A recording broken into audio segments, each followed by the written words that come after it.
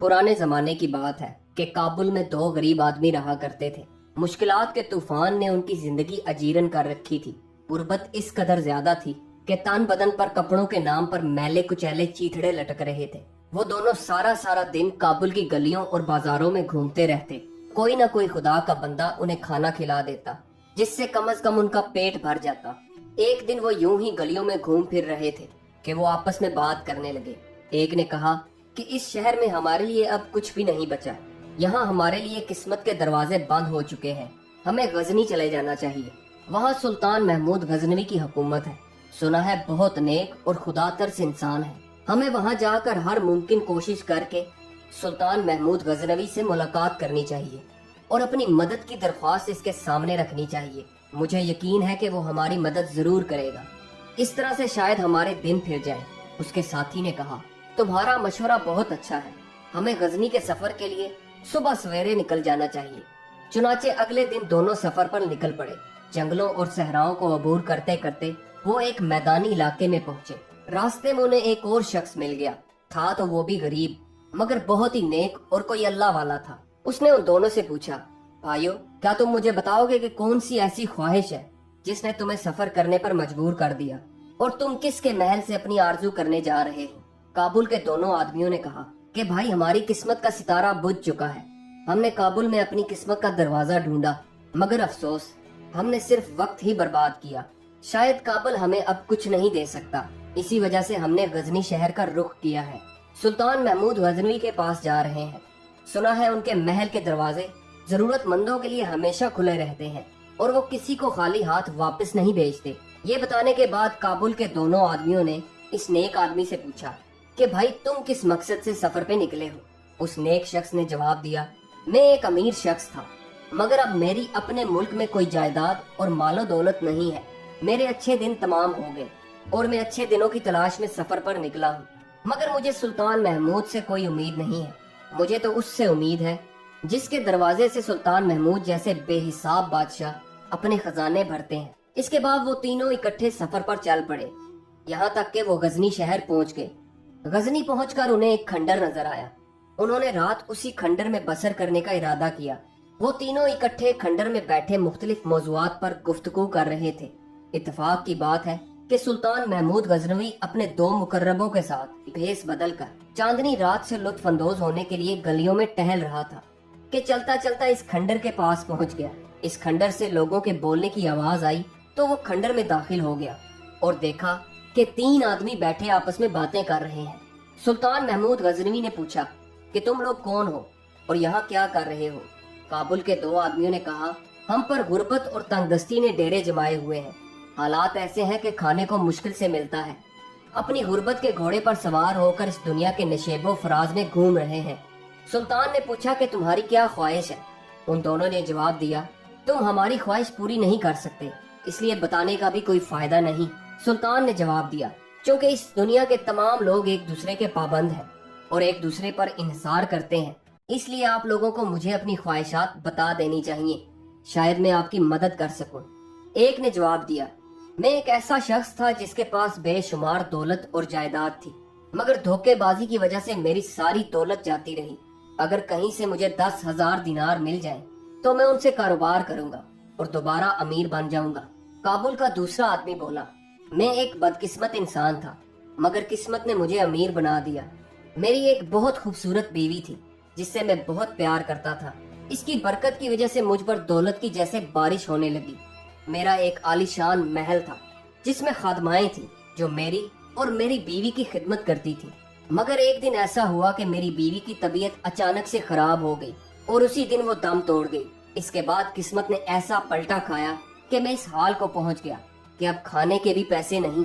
मैं सुल्तान महमूद गजनवी के शहर में इस उम्मीद से आया हूँ कि शायद सुल्तान मुझे अपने महल की कोई खूबसूरत कनीज दे दे जिससे मैं शादी कर लूँ। हो सकता है मेरी किस्मत दोबारा जाग जाए, फिर मैं खुशी खुशी अपने वतन वापस लौट जाऊंगा।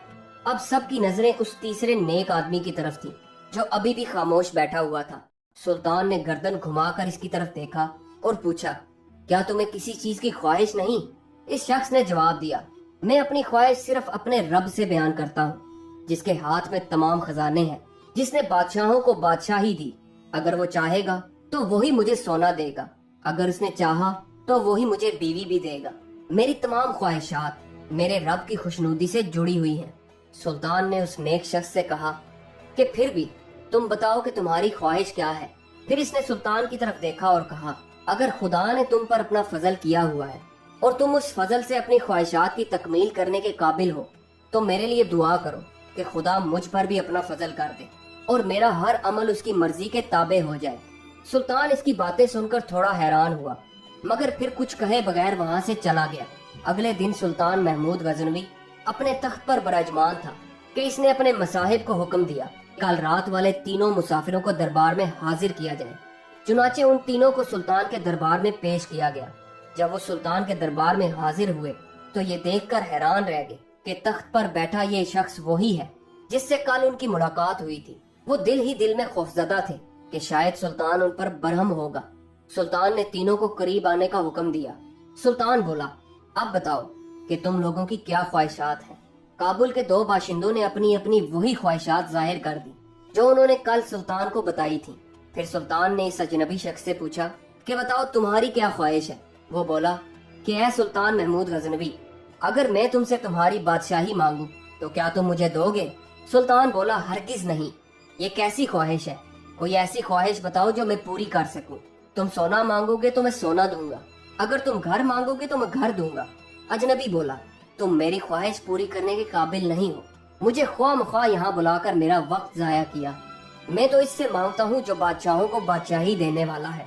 अगर मेरे रब ने देने का इरादा कर लिया है तो कोई उसे रोक नहीं सकता, और अगर मेरे रब ने ना देने का इरादा कर लिया है तो कोई इसकी मर्जी के बगैर दे नहीं सकता।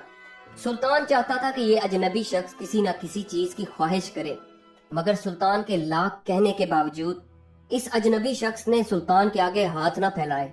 आखिर थक हार कर सुल्तान ने हुक्म दिया, जिस शख्स ने औरत की ख्वाहिश की है उसे महल में मौजूद खूबसूरत कनीजों में से एक कनीज दे दी जाए, और जिसने पैसों की ख्वाहिश की है उसे सोने के सिक्कों से भरे 2 थैले दिए जाएं।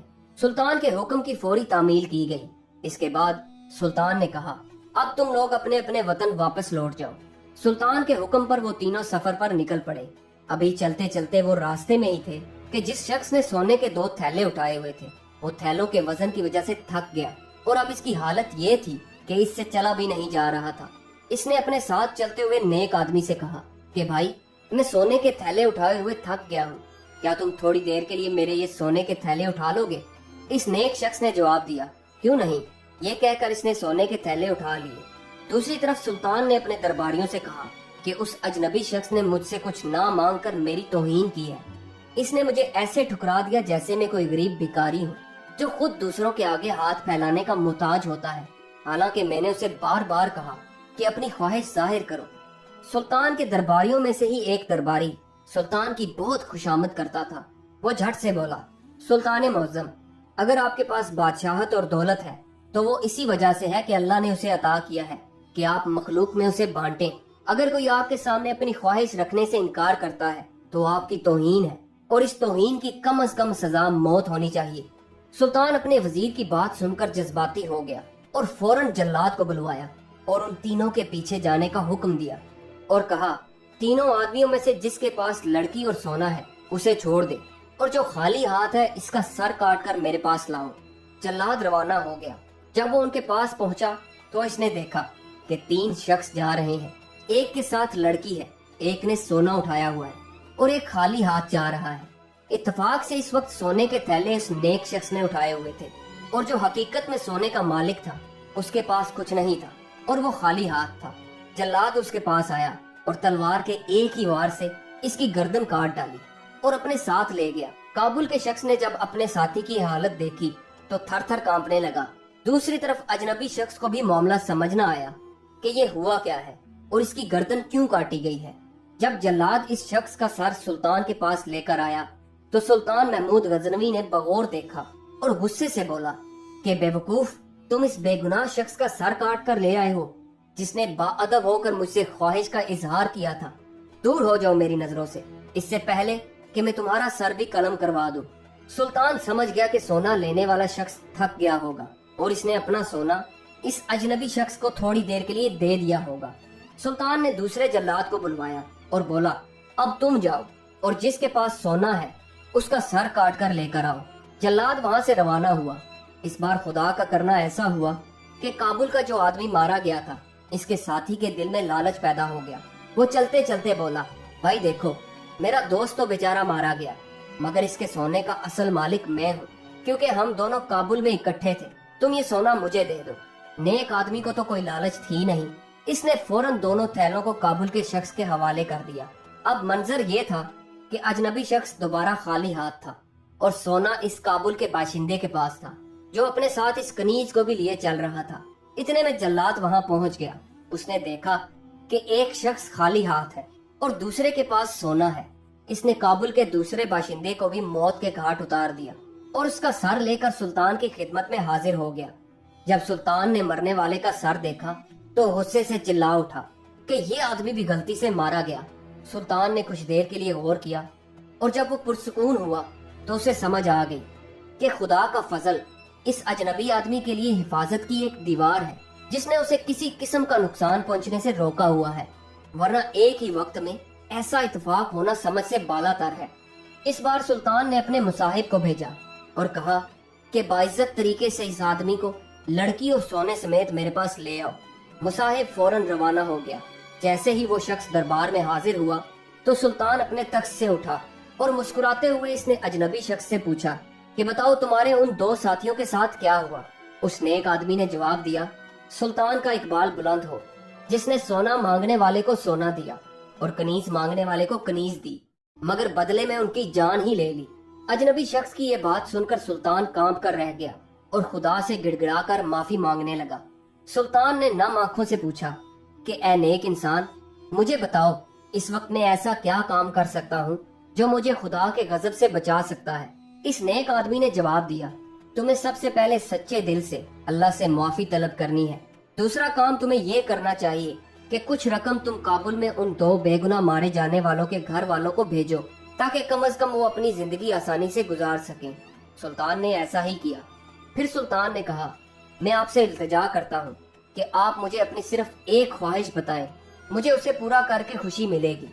इस नेक आदमी ने देखा कि अब सुल्तान पशेमान हो चुका है, इसलिए इसने कहा कि मैं एक बुनकर का कारोबार करता था और मेरा काम इस कदर वसी था कि मुझे दौलत की कोई कमी नहीं थी।